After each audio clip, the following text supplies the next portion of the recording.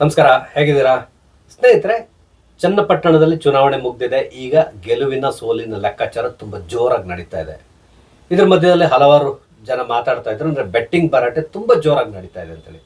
ಆದರೆ ನಾನು ದಯವಿಟ್ಟು ಯಾರೇ ಆಗಲಿ ನನ್ನ ಈ ಒಂದು ವಿಡಿಯೋನ ನೋಡುವವರಿಗೆ ರಿಕ್ವೆಸ್ಟ್ ಮಾಡ್ತಾ ಇದ್ದೇನೆ, ದಯವಿಟ್ಟು ಬೆಟ್ಟಿಂಗ್ ಮಾಡ್ಲಿಕ್ಕೆ ಹೋಗಬೇಡಿ. ಯಾಕಂದ್ರೆ ಚುನಾವಣೆ ಅಂದಮೇಲೆ ಯಾರೋ ಒಬ್ಬ ಗೆಲ್ತಾನೆ, ಒಬ್ಬ ಸೋಲ್ತಾನೆ. ಅದೇ ರೀತಿಯಲ್ಲಿ ನೀವು ಬೆಟ್ ಮಾಡಿದ ಮೇಲೆ ನೀವು ಅಷ್ಟೇ, ಒಬ್ಬರು ಸೋಲ್ಬೇಕು, ಒಬ್ರು ಗೆಲ್ಲಬೇಕಾಗ್ತದೆ. ಆದರೆ ಗೆದ್ದವನು ಏನೋ ನಿಮ್ಮಿಂದ ತಗೊಳ್ತಾನೆ, ಆದ್ರೆ ಸೋತವನು ಇದನ್ನಲ್ಲ ಸುಣ್ಣಾಗಿ ಹೋಗ್ತಾನೆ. ಯಾಕಂದ್ರೆ ನೀವು ಬಹಳ ಕಾಲದಿಂದ ನೀವು ಕೂಡಿಟ್ಟಿದ್ದನ್ನೆಲ್ಲದನ್ನು ಇದರಲ್ಲಿ ಕಳ್ಕೊತೀರ. ಅಂದ್ರೆ ಕೆಲವರಲ್ಲಿ ಮನೆ, ಕಾರು, ಬೈಕು, ಈ ಥರ ಕೋಳಿ, ಕುರಿ ಎಲ್ಲದನ್ನು ಬೆಟ್ಟಿಂಗ್ ಇಡ್ತಾ ಇದ್ದಾರಂತೆ. ಹಾಗಾಗಿ ದಯವಿಟ್ಟು ಅದು ಮಾಡಬೇಡಿ. ಯಾಕಂದ್ರೆ ಈ ಚುನಾವಣೆಯಲ್ಲಿ ನಿಂತವ್ರು ಗೆಲ್ಲಿ ಸೋಲ್ಲಿ ಆತನಿಗೆ ಯಾವುದೇ ರೀತಿಯ ಸಮಸ್ಯೆ ಆಗಲ್ಲ. ಯಾಕಂದ್ರೆ ಅವ್ರು ಬೇಕಷ್ಟು ಮಾಡಿ ಇಟ್ಕೊಂಡಿರ್ತಾರೆ. ಒಂದ್ ವೇಳೆ ಸೋತ್ರು ಕೂಡ ಅವ್ರಿಗೆ ಯಾವುದೇ ಸಮಸ್ಯೆ ಆಗಲ್ಲ. ಅದೇ ರೀತಿಯಲ್ಲಿ ಗೆದ್ದವನು ಕೂಡ ಮುಂದೆ ಏನು ಬೇಕೋ ಅದನ್ನು ಮಾಡ್ಕೊಳ್ಳಿ ವ್ಯವಸ್ಥೆ ಇದೆ. ಆದರೆ ನೀವು ಬೆಟ್ಟಿಂಗ್ನಲ್ಲಿ ಸೋತಿದ್ದನ್ನು ಯಾರೂ ಬಂದು ನಿಮ್ಗೆ ಕೊಡೋದಿಲ್ಲ. ಹಾಗಾಗಿ ದಯವಿಟ್ಟು ಬೆಟ್ಟಿಂಗ್ ದಂಧೆ ಇಳಿಬೇಡಿ. ಅದಕ್ಕೆ ಬದಲಾಗಿ ಚುನಾವಣೆ ಬಗ್ಗೆ ವಿಶ್ಲೇಷಣೆ ಮಾಡಿ ಏನು ಬೇಕಾದ್ರೂ ಮಾಡಿ, ಈ ರೀತಿಯ ಬೆಟ್ಟಿಂಗ್ ವಿಷಯಕ್ಕಂತೂ ತಲೆ ಹಾಕ್ಬೇಡಿ. ಇದು ನನ್ನ ರಿಕ್ವೆಸ್ಟ್. ಓಕೆ, ಈಗ ಮುಖ್ಯ ವಿಷಯಕ್ಕೆ ಬರೋಣ. ಸಾಮಾನ್ಯವಾಗಿ ಏನಾಗುತ್ತೆ, ಚುನಾವಣೆ ಮುಗಿದು ರಿಸಲ್ಟ್ ಬರೋವರೆಗೂ ನಾವು ಈ ಲೆಕ್ಕಾಚಾರದಲ್ಲಿ ಇರ್ತೇವೆ. ಅವ್ರು ಗೆಲ್ತಾರೆ, ಇವ್ರು ಗೆಲ್ತಾರೆ ಅಂತಕೊಂಡು. ಸಾಮಾನ್ಯವಾಗಿ ಕ್ಯಾಂಡಿಡೇಟ್ಗಳಿಗೆ ಏನಾಗುತ್ತೆ, ಅವ್ರಿಗೆ ಗೊತ್ತಿರ್ತದೆ ನಾನು ಸೋಲ್ತೀನ ಗೆಲ್ತೀನಿ ಅನ್ನೋದು ಡೀಟೇಲ್ಸ್ ಅವ್ರಿಗೆ ಸಿಗ್ತಾರೆ. ಯಾಕಂದ್ರೆ ಬೂತ್ ಲೆವೆಲಲ್ಲಿ ಅವ್ರಿಗೆ ಎಲ್ಲ ರೀತಿಯಾದಂತಹ ಮಾಹಿತಿಗೆ ಸಿಕ್ಕಿರ್ತದೆ. ಅದನ್ನು ನೋಡ್ಕೊಂಡು ಅವ್ರಿಗೆ ಗೊತ್ತಾಗೋಗುತ್ತೆ, ಗೆಲ್ತೇನೆ ಅಥವಾ ಸೋಲ್ತೇನೆ ಅನ್ನೋದು ಅವ್ರಿಗೆ ಗೊತ್ತಾಗಿ ಹೋಗ್ಬಿಟ್ಟಿರ್ತದೆ. ಆದರೆ ಅವ್ರಿಗೆ ಅದನ್ನು ಎಲ್ಲಿಯೂ ಹೇಳ್ಕೊಳ್ಳೋದಿಲ್ಲ. ಆದರೆ ಇಲ್ಲಿ ಚನ್ನಪಟ್ಟಣದಲ್ಲಿ ವಿಷಯ ಬೇರೆನೇ ಇದೆ. ಅಂದ್ರೆ ಅಲ್ಲಿಯ ಈ ಬಾರಿಯ ಕಾಂಗ್ರೆಸ್ ಕ್ಯಾಂಡಿಡೇಟ್ ಆಗಿರುವಂತಹ, ಅಂದ್ರೆ ನಾನು ಈ ಬಾರಿ ಅಂತೇಳಿ ಯಾಕೆ ಹೇಳ್ತಾ ಇದ್ದೇನೆ ಅಂದ್ರೆ, ಈ ಬಾರಿ ಅವರು ಕಾಂಗ್ರೆಸ್ನಲ್ಲಿ ಇದ್ದಾರೆ. ಮುಂದಿನ ಚುನಾವಣೆಯಲ್ಲಿ ಇನ್ಯಾವ ಪಕ್ಷದಲ್ಲಿ ಇರ್ತಾರೆ ಹೇಳಲಿಕ್ಕಾಗಲ್ಲ. ಹಾಗಾಗಿ ಈ ಬಾರಿಯ ಕಾಂಗ್ರೆಸ್ ಕ್ಯಾಂಡಿಡೇಟ್ ಆಗಿರುವಂತಹ CP ಯೋಗೇಶ್ವರ್ ಅವರು ಪತ್ರಕರ್ತರೊಂದಿಗೆ ಮಾತಾಡ್ತಾ ಹೇಳಿದ್ದಾರೆ, ಇಲ್ಲಿ ನಾನು ಗೆಲ್ಲುವುದು ತುಂಬಾ ಕಷ್ಟ ಇದೆ ಅಂತಕೊಂಡು ಹೇಳಿದ್ರು. ಅಂದ್ರೆ ನಾನು ಸೋಲ್ತೇನೆ ಅಂತಕೊಂಡು ಒಂದು ರೀತಿ ಇಂಡೈರೆಕ್ಟ್ ಆಗಿ ಹೇಳಿಬಿಟ್ಟಿದ್ದಾರೆ ಅವರು. ಸಾಮಾನ್ಯವಾಗಿ ಯಾವುದೇ ಕ್ಯಾಂಡಿಡೇಟ್ ಆಗಲಿ ಆ ಥರ ಹೇಳಲಿಕ್ಕೆ ಹೋಗಲ್ಲ. ಅಂದ್ರೆ ಅವರು ಇಲ್ಲಿ ಲೆಕ್ಕಾಚಾರವನ್ನು ಮಾಡಿರ್ತಾರೆ, ಯಾಕೆ ನಾನು ಸೋಲ್ತೇನೆ ಅಥವಾ ಯಾಕೆ ಗೆಲ್ಲೋದಾದ್ರೆ ಯಾಕೆ ಗೆಲ್ಬೋದಿತ್ತು, ನಾನು ಸೋಲೋದಾದ್ರೆ ಯಾಕೆ ಸೋಲ್ತಾ ಇದ್ದೇನೆ ಅಂತ ಹೇಳ್ಕೊಂಡು ಅವ್ರು ತುಂಬಾ ಲೆಕ್ಕಾಚಾರ ಮಾಡಿಕೊಂಡೇ ಹೇಳಿರ್ತಾರೆ. ಅದಕ್ಕೆ ಮುಖ್ಯ ಕಾರಣ ಏನು ಅಂತ ಹೇಳಿದ್ರೆ, ಆ ಚುನಾವಣೆ ಸಂದರ್ಭದಲ್ಲಿ ನಡೆದಿರುವಂತಹ ಕೆಲವೊಂದು ವಿದ್ಯಮಾನಗಳು. ಅಂದ್ರೆ ಈ ಭಾಷಣದ ಸಂದರ್ಭದಲ್ಲಿ ಇವ್ರು ಕೆಲವರು ಮಾತಾಡ್ತಾರಲ್ಲ, ಬಾಯಿ ತಪ್ಪಿ ಅಂತ ತಗೊಂಡು ಕೆಲವೊಮ್ಮೆ ಹೇಳ್ತೇವೆ ನಾವು. ಆದ್ರೆ ಬಾಯಿ ತಪ್ಪಿ ಆದ್ರೆ ತಕ್ಷಣ ಅವ್ರು ಕ್ಷಮೆ ಕೇಳ್ತಾರೆ. ಆದ್ರೆ ಕೆಲವೊಂದು ಬಾಯಿ ತಪ್ಪಿ ಅಲ್ಲ, ಬೇಕಂತೇಳಿ ಮಾತಾಡಿರ್ತಾರೆ. ಅದೇ ರೀತಿಯಲ್ಲಿ ಈ ಚುನಾವಣೆಯಲ್ಲಿ ಕೂಡ ಆಗಿದೆ. ಇದನ್ನ ಪ್ರಾರಂಭ ಮಾಡಿದ್ದು DK ಸುರೇಶ್ ಅವರು. ಮೊದಲಿಗೆ ಅವರು ಏನ್ ಹೇಳಿದ್ರು ಅಂದ್ರೆ, ತನ್ನ ಮೊಮ್ಮಗನ ಗೆಲ್ಸ್ಲಿಕ್ಕೆ ಆಂಬ್ಯುಲೆನ್ಸ್ ನಲ್ಲಿ ದೇವೇಗೌಡರು ಬರ್ತಾರೆ ಅಂತಕೊಂಡು ಹೇಳಿದ್ರು. ಅದಾದ್ಮೇಲೆ ಇನ್ನೊಬ್ಬ ಕಾಂಗ್ರೆಸ್ ಲೀಡರ್ ಹೇಳಿದ್ರು, ಒಂದ್ ವೇಳೆ ಇಲ್ಲಿ CP ಯೋಗೇಶ್ವರ್ ಅವರು ಗೆದ್ರೆ DK ಶಿವಕುಮಾರ್ ಮುಂದಿನ ಮುಖ್ಯಮಂತ್ರಿ ಆಗ್ಲಿಕ್ಕೆ ಬಲ ಸಿಗ್ತದೆ ಅಂತೇಳಿ ಹೇಳಿದ್ರು. ಹಾಗಾಗಿ ಅಲ್ಲಿ ಏನಾಯ್ತು ಅಂದ್ರೆ, ಹಿಂದುಳಿದ ವರ್ಗದವರು ಇವರಿಗೆ ಕೈ ಕೊಟ್ಟರು ಅಂತಲೇ ಹೇಳ್ಬೋದು. ನಂತರ ಇನ್ನೊಂದು ಮೂರನೇದಾಗಿ, ಕೊನೆಯದಾಗಿ ಚುನಾವಣೆ 2 ದಿನ ಇರುವಾಗ ನಮ್ಮ ಜಮೀರ್ ಅಹಮದ್ ಖಾನ್ ಅವರು ಮಾಡಿರುವಂತಹ ಬಹುದೊಡ್ಡ ಪ್ರಮಾದ. ಅದೇನಂತ ಹೇಳಿದ್ರೆ, ಕುಮಾರಸ್ವಾಮಿ ಅವರಿಗೆ ಕರಿಯಾ ಅಂತೇಳಿ ಕರೆದಿರೋದು. ಓಕೆ, ಕರಿಯಾ ಅಂತೇಳಿ ಕರೆದಿದ್ದಾರು, ಓಕೆ ಹೇಳ್ಬೋದು. ಅಂದ್ರೆ ಅವ್ರು ಹೇಳ್ತಾರೆ, ನಾನು ಮತ್ತೆ ಕುಮಾರಸ್ವಾಮಿ ದೋಸ್ತಿಗಳು ಅಂತ ತಗೊಂಡು, ಓಕೆ ಹೋಗಬಾರ ಅನ್ನುವ ಮಟ್ಟದಲ್ಲಿ ನಾವು ಇದ್ದೇವೆ ಅಂತೇಳಿ ಹೇಳ್ತಾರೆ. ಅದು ಇರ್ಬೋದು. ಆದ್ರೆ ಅದನ್ನ ಸಾರ್ವಜನಿಕವಾಗಿ ಹೇಳೋದು ತುಂಬಾ ತಪ್ಪಾಗ್ತದೆ, ಅದು ಚುನಾವಣೆ ಸಂದರ್ಭದಲ್ಲಿ. ನಂತರ ಇನ್ನೊಂದು, ಅದಕ್ಕಿಂತ ದೊಡ್ಡ ಪ್ರಮಾದ ಮಾಡಿರೋದವ್ರು ಏನು ಅಂದ್ರೆ, ಕುಮಾರಸ್ವಾಮಿ ಅವರಿಗೆ ನಿನ್ನ ರೇಟ್ ಎಷ್ಟಪ್ಪ ಅಂತೇಳಿ ಕೇಳಿರೋದು. ನಾವೆಲ್ಲ ಮುಸಲ್ಮಾನರು ಎಲ್ರು, ಅಂದ್ರೆ ಇವರು ಹೇಳೋ ಲೆಕ್ಕದಲ್ಲಿ ಮುಸಲ್ಮಾನರಿಗೆ ಈತನೇ ಸರ್ವೋಚ್ಚ ನಾಯಕ ಅನ್ನುವ ರೀತಿಯಲ್ಲಿ ಜಮೀರ್ ಅಹಮದ್ ಖಾನ್ ಅವರು ಮಾತಾಡಿದ್ರು. ನಾವು ಮುಸ್ಲಿಮರೆಲ್ಲ ಒಟ್ಟು ಸೇರಿ ಚಂದ ಹಾಕಿ ನಿನ್ನನ್ನ ಮತ್ತೆ ನಿನ್ನ ಫ್ಯಾಮಿಲಿಯನ್ನು ಪರ್ಚೇಸ್ ಮಾಡ್ತೇವೆ, ಎಷ್ಟಯ್ಯ ನಿನ್ನ ರೇಟು ಅಂತೇಳಿ ಕೇಳಿದ್ರು. ಇದು ಖಂಡಿತವಾಗಿ ಅಲ್ಲಿರುವಂತಹ ಒಕ್ಕಲಿಗರನ್ನ ಬಡಿದೆಬ್ಬಿಸ್ತು. ಅಂದ್ರೆ ಯಾಕಶ್ಚಿತ್ ಒಬ್ಬ ಮಂತ್ರಿ ತಮ್ಮ ಇಡೀ ಸಮೂಹ ತುಂಬಾ ರೆಸ್ಪೆಕ್ಟ್ ಕೊಡುವಂತಹ ಲೀಡರ್ ಆಗಿರುವಂತಹ ದೇವೇಗೌಡರ ಫ್ಯಾಮಿಲಿಯನ್ನ ಪರ್ಚೇಸ್ ಮಾಡ್ತೇನೆ ಅಂತಕೊಂಡು ಹೊರಟಿದಾನಲ್ಲ ಅಂತ ಹೇಳ್ಕೊಂಡು ಅವರೆಲ್ಲರೂ ರೊಚ್ಚಿಗೆದ್ರು ಅಂತೇಳಿ ಹೇಳ್ಬೋದು. ಅದರಲ್ಲೂ ಮುಖ್ಯವಾಗಿ ಹೇಳ್ಬೇಕು ಅಂದ್ರೆ, ಈ ಜಮೀರ್ ಅಹಮದ್ ಖಾನ್ ಅವ್ರನ್ನ ರಾಜಕೀಯವಾಗಿ ಮೇಲ್ತಂದವರೇ ಇದೇ ದೇವೇಗೌಡರ ಫ್ಯಾಮಿಲಿ ಮತ್ತೆ ಕುಮಾರಸ್ವಾಮಿ ಅವರು. ಆತನಿಗೂ ಗೊತ್ತಿದೆ, ಎಲ್ರಿಗೂ ಗೊತ್ತಿರುವಂತಹದ್ದು.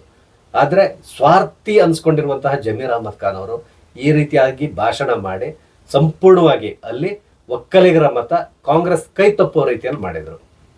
ಇದನ್ನ ಕೂಡ CP ಯೋಗೇಶ್ವರ್ ಅವರು ನಿನ್ನೆ ಹೇಳ್ಕೊಂಡಿದ್ದಾರೆ.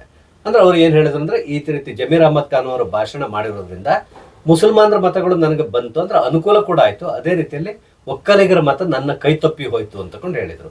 ನಾನು ಈ ಹಿಂದಿನ ವಿಡಿಯೋದಲ್ಲಿ ಕೂಡ ಒಂದು ಟೈಟಲ್ ಕೊಟ್ಟಿದ್ದೆ. ಅಂದ್ರೆ 30,000 ಮುಸಲ್ಮಾನರ ಮತದ ಆಸೆಗೆ ಬಿದ್ದು 1 ಲಕ್ಷ ಒಕ್ಕಲಿಗರ ಮತವನ್ನು ನೀವು ಕಳ್ಕೊಂತಾ ಇದ್ದೀರಾ ಅಂತ ತಗೊಂಡು ಒಂದು ಟೈಟಲ್ ಕೂಡ ಕೊಟ್ಟು ಒಂದು ವಿಡಿಯೋ ಮಾಡಿದ್ದೇನೆ. ಅದೇ ರೀತಿಯಲ್ಲಿ ಇಲ್ಲಿ ಆಗಿದೆ ಕೂಡ. ಹಾಗೆ ಸಿ ಪಿ ಯೋಗೇಶ್ವರ್ ಅವರು ಬೇರೆ ವಿಷಯಗಳ ಬಗ್ಗೆ ಹೇಳಿದ್ರೆ, ಅಂದ್ರೆ ಅವರು ಯಾರು ಸೋತರು ಗೆದ್ರು ಕೂಡ ತುಂಬಾ ನ್ಯಾರೋ ಮಾರ್ಜಿನ್ ನಲ್ಲಿ ಸೋಲ್ತಾರೆ ಅಂತ ಹೇಳ್ತಾ ಇದ್ದಾರೆ. ಆದ್ರೆ ಅಲ್ಲಿಂದ ಬರ್ತಾ ಇರುವಂತಹ ಮಾಹಿತಿ ಯಾವ ರೀತಿ ಇದೆ ಅಂತ ಹೇಳಿದ್ರೆ, ನಿಖಿಲ್ ಕುಮಾರಸ್ವಾಮಿ ಕಮ್ಮಿ ಅಂದ್ರೆ ಒಂದು 20-25 ಸಾವಿರ ಮತಗಳ ಅಂತರದಿಂದ ಗೆಲ್ತಾರೆ ಅಂತ ಹೇಳ್ತಾ ಇದ್ದಾರೆ.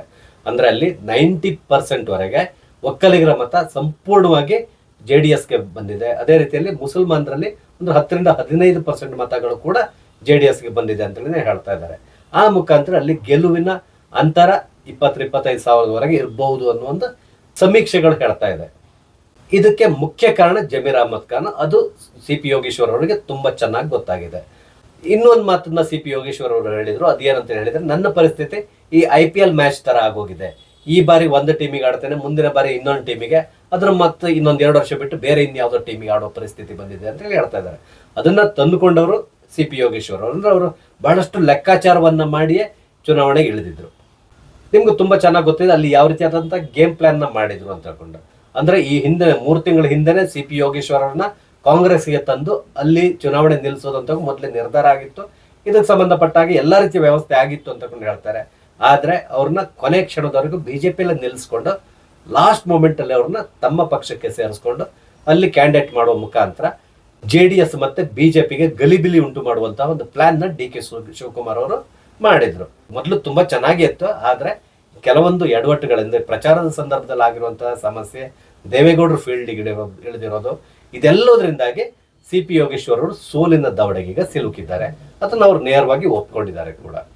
ಈ ಮುಖಾಂತರ ಸಿ ಪಿ ಯೋಗೇಶ್ವರ್ ಅವರಿಗೆ ಮುಂದಿನ ತಮ್ಮ ರಾಜಕೀಯ ಜೀವನದಲ್ಲಿ ಬಹುದೊಡ್ಡ ಪಾಠವನ್ನ ಅವರು ಈ ಮುಖಾಂತರ ಕಲ್ತ್ಕೋಬೇಕಾಗಿ ಬರ್ತದೆ. ಯಾಕಂದ್ರೆ ಈ ರೀತಿಯಾಗಿ ಯಾವಾಗಲೂ ಪಾರ್ಟಿಯನ್ನ ಬದಲಾಯಿಸೋದ್ರಿಂದ ಬಹುದೊಡ್ಡ ಸಮಸ್ಯೆ ಆಗ್ತದೆ. ಅದೇ ರೀತಿಯಲ್ಲಿ ಜನರು ಕೂಡ ಅಷ್ಟೇ ಇವ್ರ ಮೇಲಿರುವಂತಹ ನಂಬಿಕೆಯನ್ನ ಕಳ್ಕೊಳ್ತಾರೆ. ಕಾರ್ಯಕರ್ತರು ಕೂಡ ಕನ್ಫ್ಯೂಸ್ ಆಗ್ಲಿ ಪ್ರಾರಂಭ ಆಗ್ತಾರೆ. ಇವರು ಈ ಬಾರಿ ಇಲ್ಲಿ ನಾಳೆಗೆ ಎಲ್ಲಿಯಪ್ಪ ಅಂತ ತಗೊಂಡು.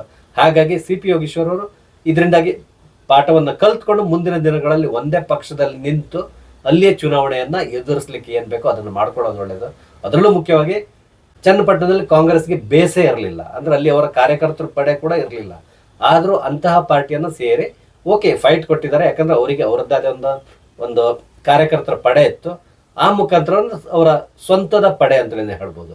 ಅದರಿಂದಾಗಿ ಅವರು ಏನೋ ಇಲ್ಲಿ ಉತ್ತಮವಾದಂತ ಒಂದು ಫೈಟ್ ಕೊಟ್ಟಿದ್ರು. ಇಲ್ಲದಿದ್ರೆ ಕಾಂಗ್ರೆಸ್ಗಳಲ್ಲಿ ಯಾವುದೇ ರೀತಿಯ ಬೇಸ್ ಇಲ್ಲ ಅಂತಲೇ ಹೇಳ್ಬೋದು. ಈ ಮುಖಾಂತರ ಸಿ ಪಿ ಯೋಗೇಶ್ವರ್ ಅವರು ತಾವು ಮಾಡಿಕೊಂಡಿರುವಂತಹ ತಪ್ಪುಗಳಿಂದ ಈಗ ಸೋಲಿನ ದವಡೆ ಸಿಲುಕಿದ್ದಾರೆ. ಅಟ್ಲೀಸ್ಟ್ ಮುಂದಿನ ದಿನಗಳಲ್ಲಿ ಸಿ ಪಿ ಯೋಗೇಶ್ವರ್ ಅವರು ಈ ಬಾರಿ ಮಾಡಿರುವಂತಹ ತಪ್ಪುಗಳನ್ನ ಪುನರಾವರ್ತನೆ ಮಾಡದೆ ಜನರಿಗೆ ಇವ್ರ ಮೇಲೆ ವಿಶ್ವಾಸ ಬರಬೇಕು ಅಂದ್ರೆ ಯಾವುದೋ ಒಂದು ಪಕ್ಷದಲ್ಲಿ ನಿಂತುಕೊಂಡು ಆ ಪಕ್ಷದಲ್ಲೇ ಇದ್ದುಕೊಂಡು ಅಲ್ಲಿ ಅವರು ಹೋರಾಟವನ್ನು ನಡೆಸೋದು ಒಳ್ಳೇದು. ಕೇವಲ ನಾನು ಗೆಲ್ಲೇಬೇಕು, ನಾನು MLA ಆಗ್ಲೇಬೇಕು, MLC ಆಗ್ಲೇಬೇಕು ಅಂತ ಹೇಳಿ ಆ ಪಕ್ಷದಿಂದ ಈ ಪಕ್ಷಕ್ಕೆ ಜಂಪ್ ಮಾಡ್ತಾ ಇದ್ರೆ ಕ್ರಮೇಣ ಜನರು ಇವ್ರ ಬಗ್ಗೆ ನಂಬಿಕೆಯನ್ನು ಸಂಪೂರ್ಣ ಈಗಾಗಲೇ ಕಳ್ಕೊಂಡಿದ್ದಾರೆ, ಮುಂದೆ ಸಂಪೂರ್ಣವಾಗಿ ಕಳ್ಕೊಂಡ್ಬಿಡ್ತಾರೆ. ಅದನ್ನ ಸಿ ಪಿ ಯೋಗೇಶ್ವರ ಅರ್ಥ ಮಾಡ್ಕೊಂಡ್ರೆ ಮುಂದಿನ ದಿನಗಳಲ್ಲಿ ಅವ್ರಿಗೆ ರಾಜಕೀಯ ಭವಿಷ್ಯ ಇರ್ತದೆ. ಇಲ್ಲದಿದ್ರೆ ಇಲ್ಲಿಗೆ ಅವರ ರಾಜಕೀಯ ಜೀವನ ಅಂತ್ಯ ಆಗ್ತದೆ ಅಂತಲೇ ಹೇಳ್ಬೋದು. ನೋಡೋಣ ಇನ್ನು 23ನೇ ತಾರೀಕಿಗೆ ಹೇಗೂ ರಿಸಲ್ಟ್ ಬರ್ತಾ ಇದೆ. ಆ ಸಂದರ್ಭದಲ್ಲಿ ಇವ್ರು ಹೇಳಿರೋ ಮಾತುಗಳು ಎಲ್ಲವನ್ನೂ ತುಲನೆ ಮಾಡ್ಕೊಂಡು ಹೋಗ್ಬೋದು. ಯಾವುದಕ್ಕೂ ನಾವು 23ರವರೆಗೆ ಕಾಯಲೇಬೇಕಾಗಿದೆ. ಸ್ನೇಹಿತರೆ, ನಾನು ಹಂಚ್ಕೊಂಡಿರುವಂಥ ಮಾಹಿತಿ ನಿಮ್ಗೆ ಇಷ್ಟ ಆದರೆ ದಯವಿಟ್ಟು ಲೈಕ್ ಮಾಡಿ, ಶೇರ್ ಮಾಡಿ. ಹಾಗೆ ನನ್ನ ಚಾನಲ್ ಇನ್ನೂ ಸಬ್ಸ್ಕ್ರೈಬ್ ಮಾಡಿ, ದಯವಿಟ್ಟು ಸಬ್ಸ್ಕ್ರೈಬ್ ಮಾಡಿ. ನಮಸ್ತೆ, ಜೈ ಹಿಂದ್.